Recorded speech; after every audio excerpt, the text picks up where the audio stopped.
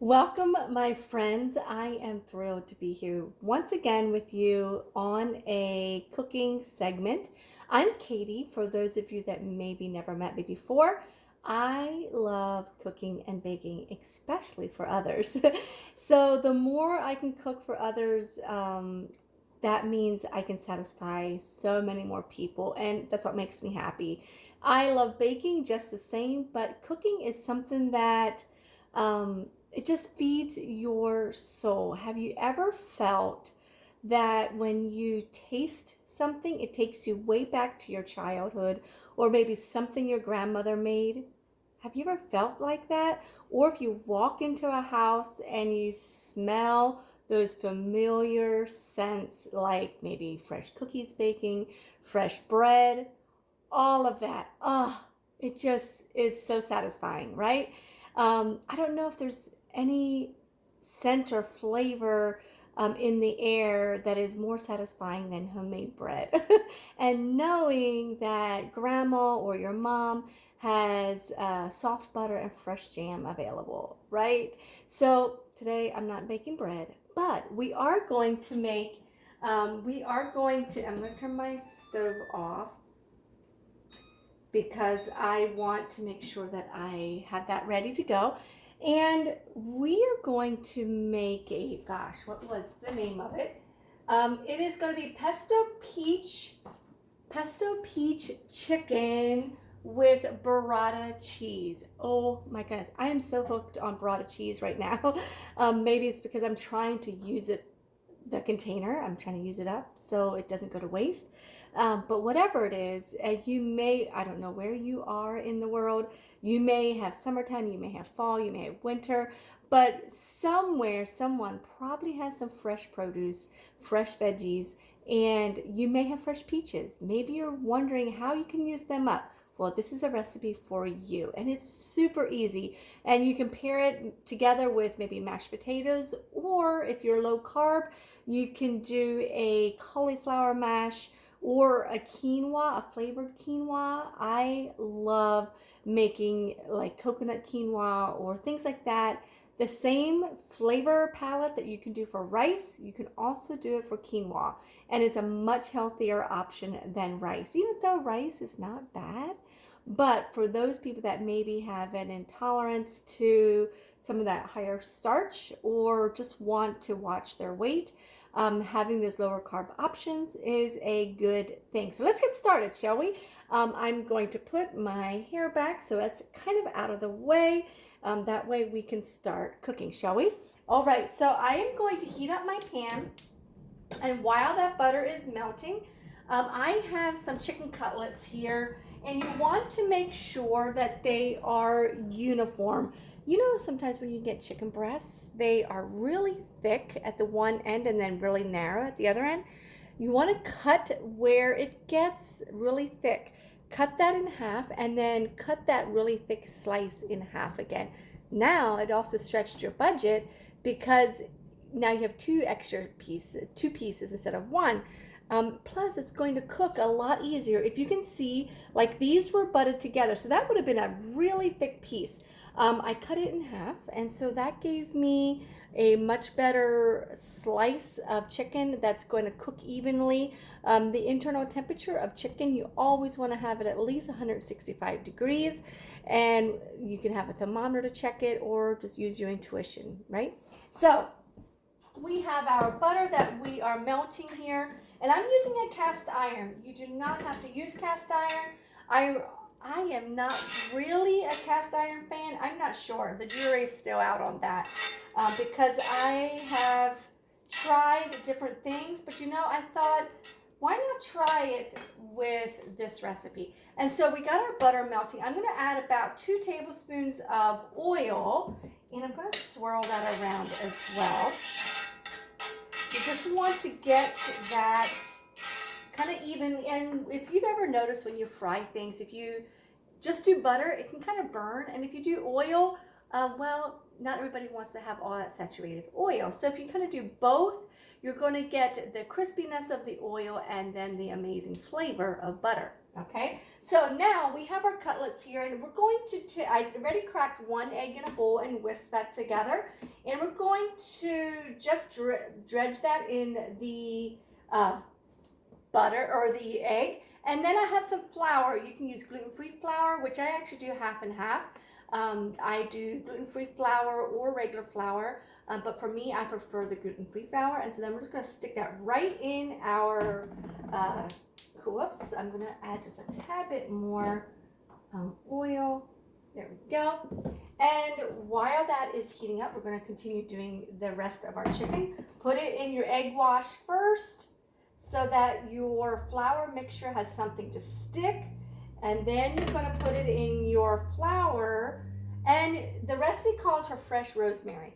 Now, how many of you love fresh herbs? I love fresh herbs, but rosemary is not one of them. I don't know why. Have you experienced that? Let me know. I would love to find out what you like.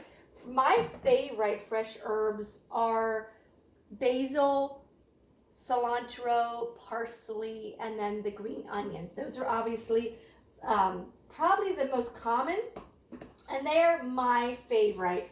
I cook a lot with those, but rosemary, for some reason, when a recipe calls for rosemary, I kind of shy away from it, honestly, because I just don't know, like the flavor palette of that. And fresh sage too. Have you ever used fresh sage? That I do put in a lot of my brine when I do like a brine for a turkey or something. I do that. But again, not typically something I would put on chicken. And you can really use it. You see, one egg pretty much did all of those. I think it called for like 4 chicken cutlets, and I think I have 5 here because the one was a little bit small. And so now we have all of that done, and we're going to kind of let that sit. There's a little dry spot over this side. I'm going to put a little bit of oil over there. Again, you can put whatever you want in there. So now the recipe calls for, you're going to cook that on for 3 minutes, and then it's going to brown on that side, and then we're going to be able to flip it over, and we're going to let it brown on the other side, okay? And while that is happening, we're going to try to swirl some of this butter. You know what? I'm going to actually put a little more butter in because I like butter. I don't know about you, but I love butter in my dishes. If you've been on any of my cooking segments, you know I'm a big butter fan.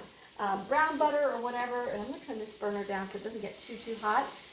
But while this is browning, and once we flip this over, we're going to start dredging the chicken with all this oil and butter. That will also keep it nice and moist. And then we're going to finish this out in the oven. So that's why I wanted to put it on broil. So that way, yeah, I want to make sure this butter doesn't burn. That's the thing with butter. It can tend to burn if you don't have enough oil in there. And that's one thing you don't want to happen. If you would like this recipe, just put recipe in the comments below. I will be more than happy to get that recipe for you. But I had some peaches to use up, honestly. And so I thought, you know what? Why not give this recipe a try? It sounds amazing. And so I couldn't wait. And so I am just going to turn this chicken around. It is getting a little bit of a nice sear. You see that sear? A little light color. And there we go. And we're going to this side is much darker. You see that? So it just depends on the burner that you have it on. This is my hottest burner on my stove. And so this side tends to get the hottest. So while I have that, I'm going to kind of tip the pan so I can take this butter and just put it over top of those chicken cutlets. And when you do that, it's going to come circle back around to the bottom, and then you can continue scooping that as the rest of it cooks and browns up. That's why you need a good amount of butter or oil, and because cast iron does not have a silicone handle. I'm trying to use my hot pad so I don't burn myself. So just want to keep on dredging this with that butter oil mixture, and that's going to not only continue adding that flavor, but also keep it from drying out. Chicken can tend to dry out pretty quickly, and that's why it's also important to have it all the same thickness. If you've ever noticed when you grill, it's pretty important to have it all the same thickness as well. I'm going to again add just a little bit more oil. You can do what works for you. If you see that you don't have enough of oil or enough of butter, I tend to go more with oil so the butter does not brown. There we go. Now I got a little bit more. So you hear that frying? Oh, amazing, amazing, right? So what is your favorite way to serve chicken? I would love to know. I know we grill a lot of chicken. Leftover chicken grilled is amazing. You cut it up in pieces and freeze it.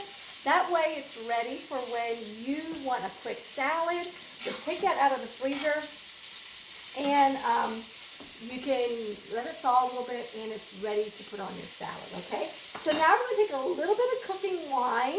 You got it. You can use whatever white wine you have, but we're going to put that on there. And as you can tell, that heat will boil off any like wine flavor, but it adds extra flavor. Don't ask me how that all works. But anyway, I trust the process, right? So next we're going to also add in a little bit of lemon juice. And you take your lemon and cut it in half. You can squeeze it with your hands. I can't squeeze that well, so I tend to use a citrus press. It says 3 tablespoons. So let me do, and I can get about 2 or 3 tablespoons out of 1 lemon. There we go. We're going to put that to the side. And I'm going to spoon a little bit of this. This looks like it's almost done. I did not check the inside temperature yet, but I'm going to bake this a little bit as well. So it's going to continue to cook and bake as you put this in the oven. So we're going to dredge this a little bit more, and then we're going to put the finishing things on that.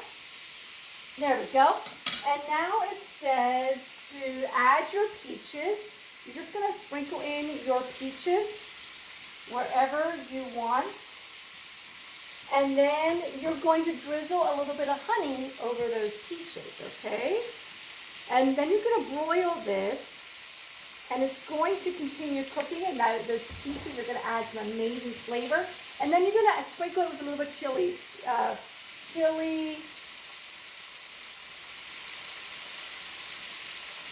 peppers. I knew it was something like that. And you don't have to add a lot if you don't like that heat or that spice. It's just enough just to add a little bit of flavor. So now we're going to turn this burner off, and we're going to stick this in our broiler. And I'm going to remove this one. We're going to put this in there.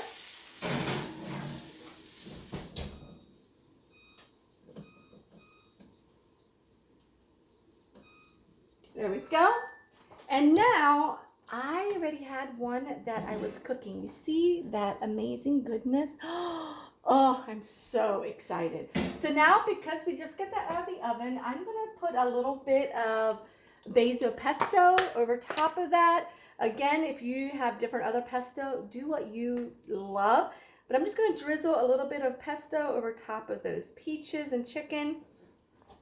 And then I'm going to take some burrata cheese. Have you ever had, I think that's how you say it, don't hold me to it, but have you ever had this kind of cheese? It's like a mozzarella cheese. It's like a big mozzarella ball, you see that? But it's more creamy inside. It is like so flavorful. As you can see, it like drips with amazingness. Oh, I love this cheese. And you know what? Not extra cheese is going to hurt you. Let me wash my hands. And now we can have that cheese melt a little bit. And I am going to put a little sprig of basil in there, but I'm going to put this back in the oven to kind of melt that cheese a little bit. That is amazing. And then when you pair this together, maybe with some green beans, some mashed potatoes, if you want mashed potatoes, or some cheesy cauliflower, whatever you want, or even just broccoli, if you want all greens, this would be fantastic, right? So I hope you enjoy that. Again, if you would like the recipe, put recipe in the comments below and I will make sure to hit you up with that recipe because I know that you're going to absolutely love this as much as I do. Have a wonderful rest of the day.